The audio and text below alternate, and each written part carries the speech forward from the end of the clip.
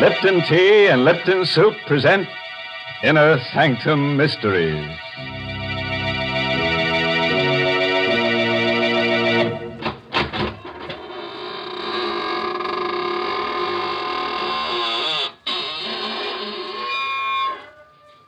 Good evening, friends of the Inner Sanctum. This is your host at the squeaking door again. Just slither in and let me dispel your weariness with a bit of eeriness, hmm? Oh, no, please. Don't sit in that chair. I'm saving it for rigor mortis to set in. Oh, dear. I see this is going to be one of those nights when my favorite character gets killed. Yes, Mary, but don't scream blue murder, because this is a corpse of a different color. Well, if it's going to be that kind of a story, I'd better tell folks about something cheerful first. Yes, I mean Lipton tea. Lipton's is such a friendly, welcome drink. And that's because of its brisk flavor. Now, that word brisk is important. It means that Lipton tea always tastes fresh and full-bodied, tangy and vigorous. It's never flat or wishy-washy. That's the reason why Lipton seems to make good food taste better, and why Lipton tea is the perfect beverage to serve when you're entertaining friends. So even if you're not a regular tea drinker, you should try Lipton's. That brisk flavor makes all the difference in the world. And now let's leave the world, temporarily, of course. Tonight's story is called The Lonely Sleep. It's an original radio play by Christopher Mayo, who scribbled it during a nightmare. And our star is Karl Swenson, who plays the role of Archie Gold. Murder is a specter which nudges all of us, anywhere. Most of us will never murder, but can any of us say we never will? Certainly Archie Gold, 30-ish, bald and mild-mannered, never thought he would murder. Archie was the window display man for Greg's department store. At night, the store is a fantastic nightmare of eerie shadows, covered showcases, cavernous depths, and dank, stale odors, with only his own hollow footsteps for sound, because windows are dressed at night. It's night now, and Archie's busy in his storeroom crating his favorite mannequin for shipment to the mannequin factory. Being a lonely man, he talks to the mannequin. And being in love with Esther Newman of the store's accounting office, he naturally calls his favorite mannequin Esther. You've been very mean to me, Esther. The last time I asked you to go out with me, you snickered at me. That's not nice. That's why I had to do this to you. Archie tucked Esther's smooth pink torso into a crate. There. Perfect fit, darling. Perfect. Then Archie wrapped Esther's slim legs and arms in excelsior, tucked them into another crate. So, you wouldn't put your arms around me, darling. Well, you won't get another chance. Then Archie picked up Esther's pretty head and placed it on his workbench. Oh, Esther.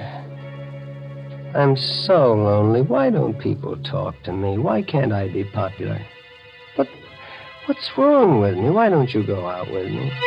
What Archie never dreamed was that the real Esther Newman was at that moment slamming the last of her monthly report books closed, flicking off the light, and starting out of the finance office toward the rear door of the store. Oh, Esther, I want to tell you. She stopped by Archie's half-open door when she hears his voice. But, no, listen to me, Esther, darling. I am making enough money here to buy us a little place over in Jersey. See, all my life I wanted to love someone like you. You're so beautiful. You will marry me, won't you, darling? Why, Archie Gold.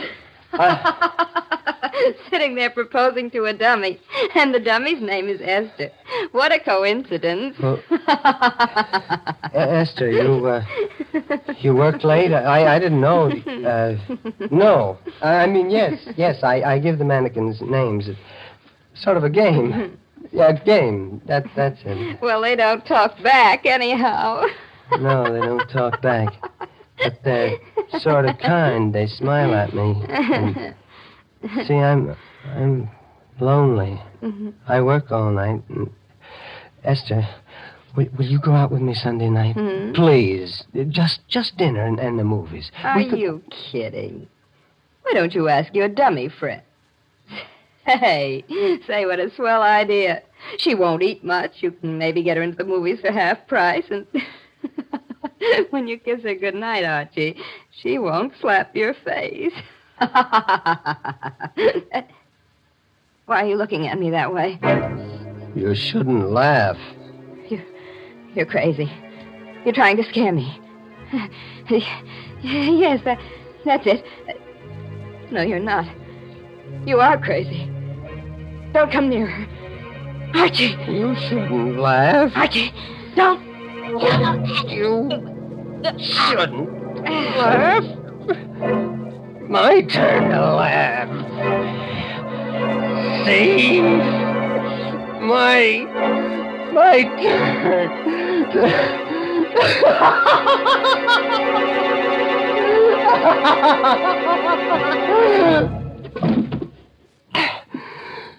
You shouldn't laugh. People shouldn't laugh when you're lonely. You see, the specter of murder had nudged Archie, and he's obeyed.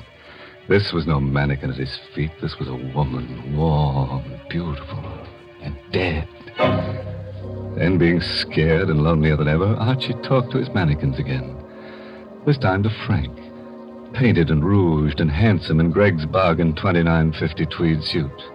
You heard her laughing at me, Frank. I just couldn't stand her laughing at me again. You look at her, Frank.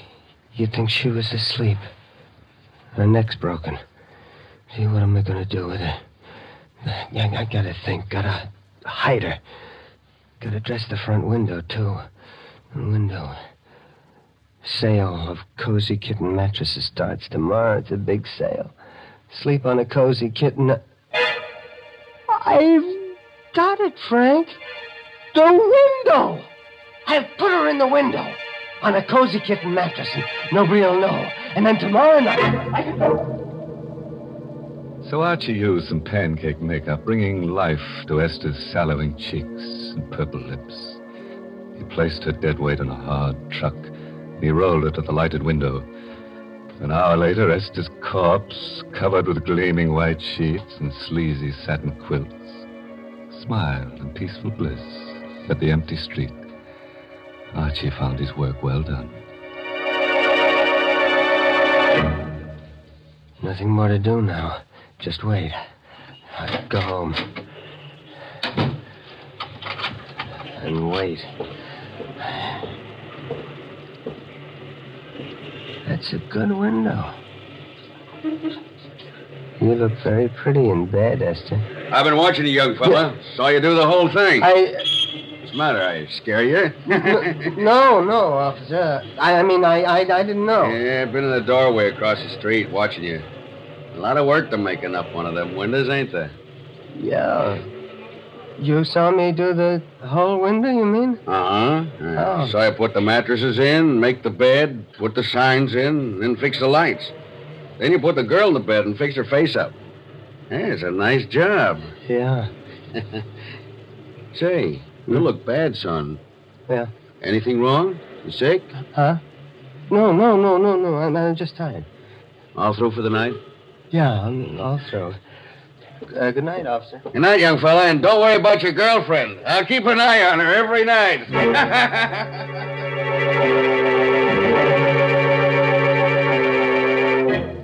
So Archie went home, as you or I might have done.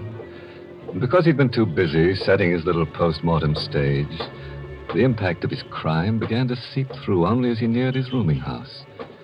Maybe the girl in the doorway he passed started him thinking because she laughed. Are you kidding?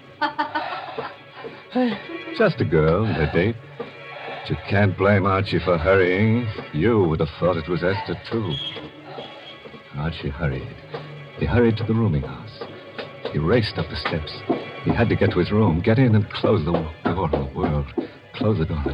That's it. There. They can't laugh at me here. They won't find me here. This is my room. Nerves. Stupid running like that. I've got to act normal. Sure, just like nothing happened. I couldn't help it. She made me do it. No, forget about it. Why, Archie Gold. No. No, you can't laugh now. You're... I'm dead, Archie. Yes, in a way. I'm in Greg's department store window. I don't believe in ghosts. It's just my mind, my imagination. That's right, Archie. You're too clever to believe in ghosts. I'm not a ghost, Archie. I'm in your mind. I'm part of you now. Part of you. Get out! I'll drive you out. Oh, no, Archie. You can't. Unless, Archie. Unless you replace me with someone else. Yes. That might do it. Someone else. Another girl. See? That's how a murderer thinks. Oh, yes. You do the same thing. Archie never thought he would murder. Now he's ready to do it again. Get rid of his conscience, to get rid of a voice. Archie lit a cigarette. He poured himself some milk, ignoring the laughter in his brain as he pushed through it. Look at your hands, Archie. Look at them. Oh, crooked and hard and clutching. Oh. Like they were on my throat. Ah, shut up!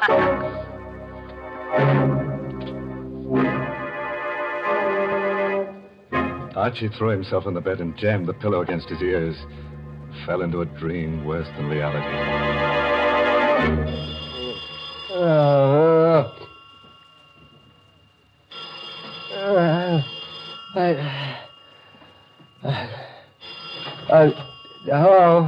Huh? Archie Gold? Yeah, this is Archie Gold. This is Mr. Gregg, Archie. I know this is your time to sleep, but it's important that you get down here right away. Is anything wrong, Mr. Gregg? I can't tell you over the phone. Come down here. Goodbye. All right, Mr. Gregg. After he'd shaved and dressed, Archie felt a little better. After all, if they'd discovered anything, Mr. Gregg wouldn't have called. He'd have sent the police. Feeling of confidence stayed with him until he stood across the street from Gregg's. He lost it then. It dropped with a sickening pain about his heart and a dry pinching about his lips. People were standing 3 deep in front of his window display, and he caught sight of a policeman's cap following Mr. Gregg's bald head into the store.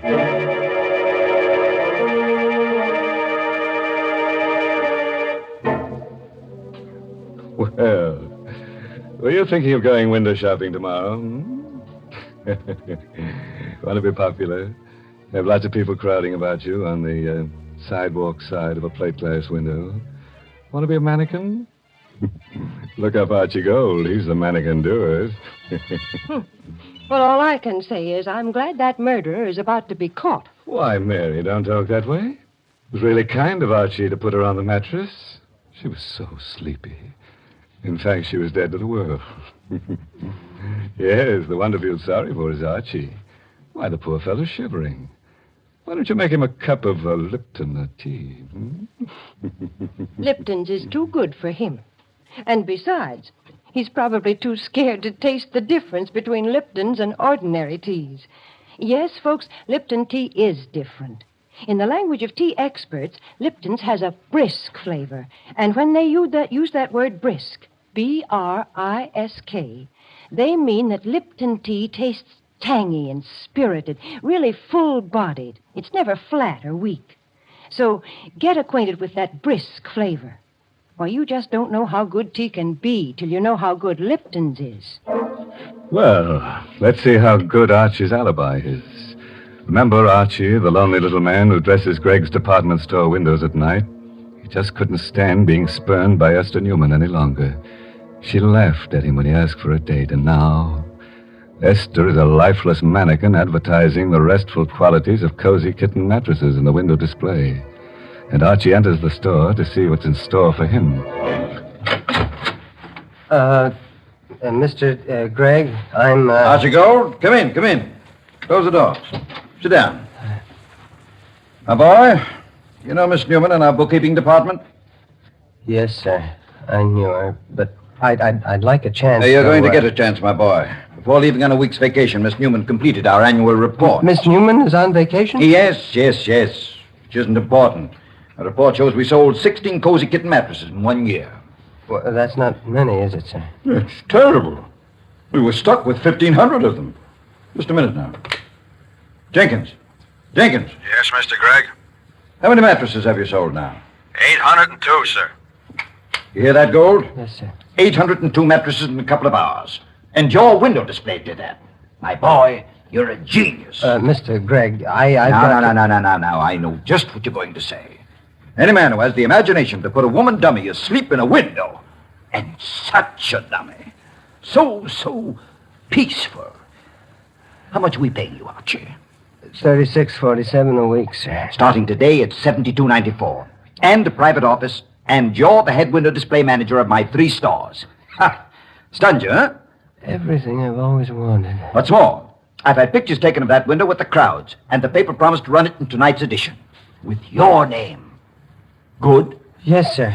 I want you to know, sir, I appreciate it. Oh, nonsense. Greg knows a bargain. Now go home to bed again, or take tonight off. Oh, no, I have work to do.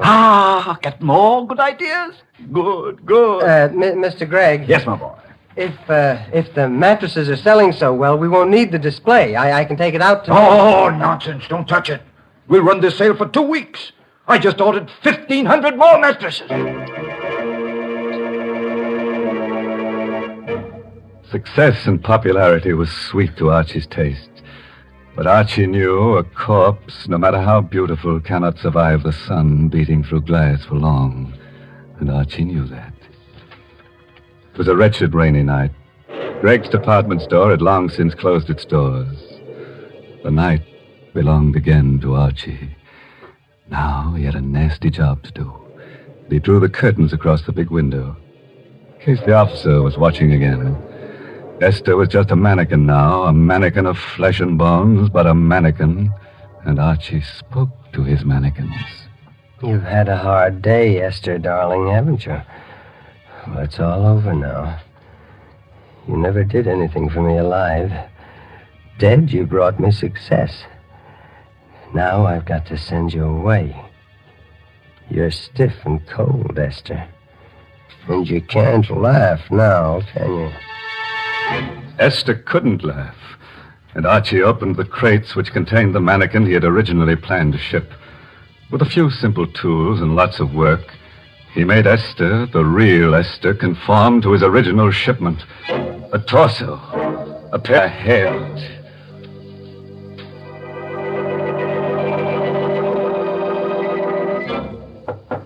No.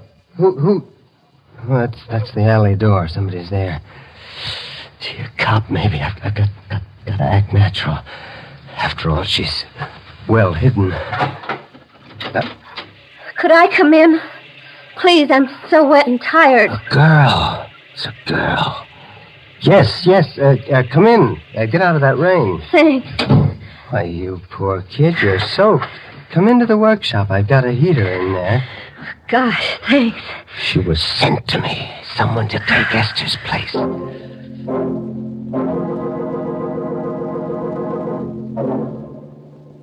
Feel better now? Yeah, lots better.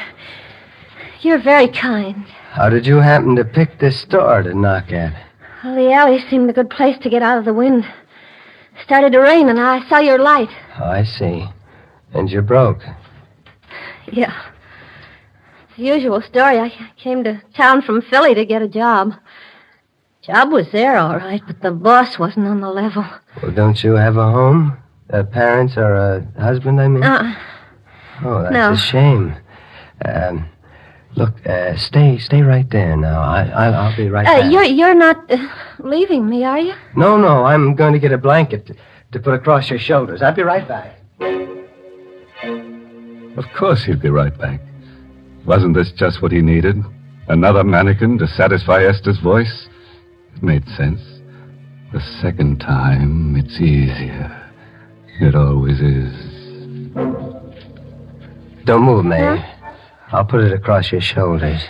All right. You're a very lonely man, aren't you, Mr. Gold? How do you know that? Because I like you. How does that prove I'm lonely? I like lonely people. Why? Because I'm terribly lonely myself. I got some coffee in the thermos here. I'll get you some. I like it here. I like to look at the mannequins, especially that handsome one there. What do you call him? What do you mean, call him? Well, you must talk to them. I would. You're wonderful. You understand. Yeah, I do. I do talk to him.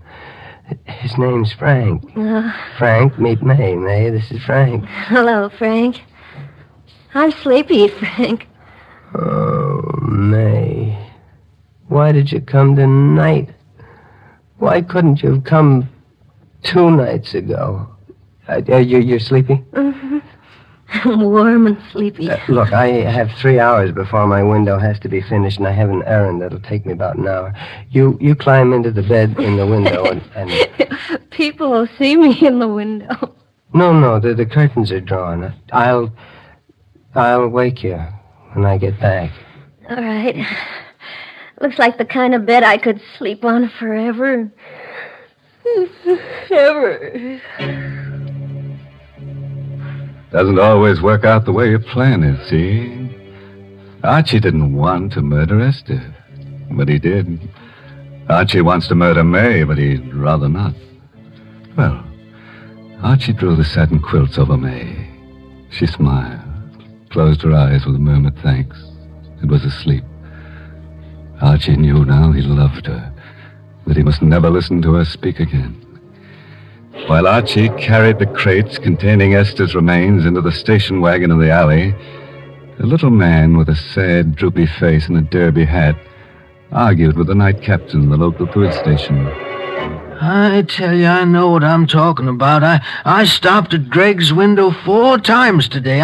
I know a corpse when I see one. Well, I saw that window, too. That's a dummy in that bed. I know a dummy when I see one. I don't doubt that, Captain. You've had more experience with dummies than I have, but I've had more experience with corpses than you have. That's a dead girl in the bed. Now, what makes you so sure? I've been an undertaker for 40 years. My name is Huzak. My establishment is down the block from Greg's store on 10th Street. Okay, we'll check. Now, operator, get me Mr. Gregg. Yeah, Greg's department store. Of course it is home. What else at this hour?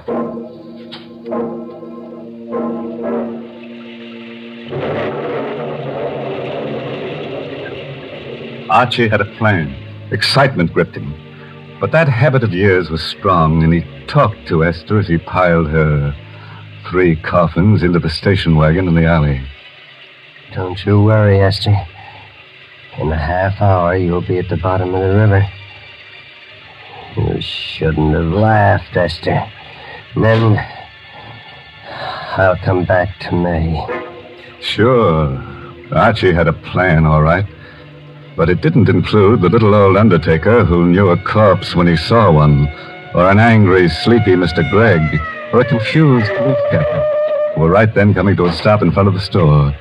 This is an outrage, a preposterous, fantastic farce. Getting me down here in the middle of the night to prove I have a corpse in my window. I know, Mr. Gregg. I feel silly about it myself, but Mr. Huzak here seems so sure.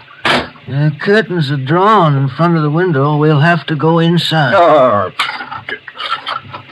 In a minute, you're all going to look very silly. There. Does that look like a corpse? No. You're right. It's not a corpse. It isn't a dummy either. She's alive. Breathing. Something queer here. I'm going to look around outside. Archie! Archie Gold! Archie! Archie! Archie didn't hear himself being paged. But at the entrance of the alley, he saw the police car in front, and he heard the police captain shouting from the sidewalk. That was when Archie decided it was better to be lonely. The lonelier, the better. They found out. That's the police. They said we found out. Hey, you! Ah! Wait now. Got to. They won't catch me. They won't. Got the lights red. I gotta go through. Faster. Faster. Why can't it go faster? The truck. Turn right. Turn!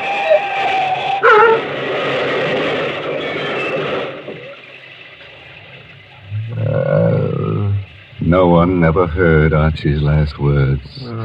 They bubbled through his torn throat as he lay in the glass-smashed window through which he'd crashed. No one. I'm so lonely. May. So lonely. Well, Greg, here's your Archie Gold. I bet those crates will be interesting. Awful. Yeah, quite a mess. No one was cruel enough to point out a gruesome bit of grisly humor. The lonely little man who'd spent so much time in display windows had created his final masterpiece. Archie had decorated his last window in Husak's funeral parlor.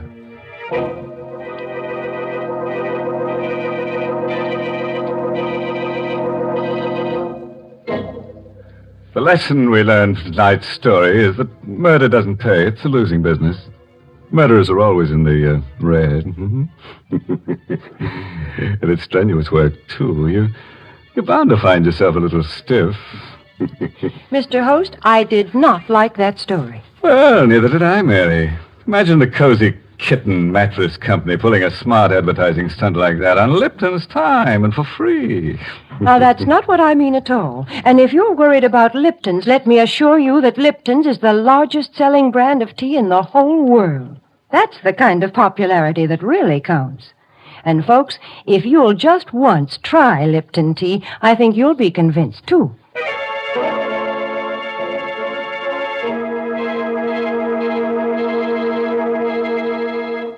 Well, I have to run along now, folks. Got some shopping to do in Greg's department store. What? Oh, I know it's late, but, you see, Archie and I shop at night to avoid the shrouds, you know. By the way, this month's Inner Sanctum mystery novel is Puzzle for Wantons by Patrick Quentin. Oh, and here's a special announcement. Next week's Inner Sanctum story, directed by Hyman Brown and brought to you by Lipton Tea and Lipton Soup. Next week's story is about a man whose dreams always come true. All he has to do is to dream that somebody's being murdered and...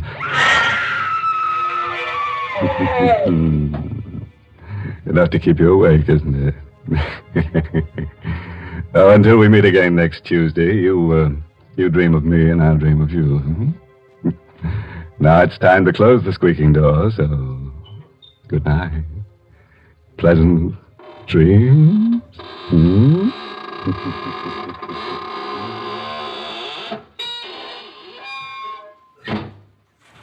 Folks, here's a grand way to begin a meal. Serve Lipton's noodle soup. Lipton's takes no time to prepare, and yet it has a real fresh-cooked chickeny flavor. Yes, it tastes just like the chicken noodle soup you'd make right in your own kitchen. And Lipton's is economical, too. It costs less and makes lots more than canned soups. So, folks, don't forget to serve Lipton's noodle soup. And don't forget to tune in next Tuesday night for another Inner Sanctum mystery. This is CBS, the Columbia Broadcasting System.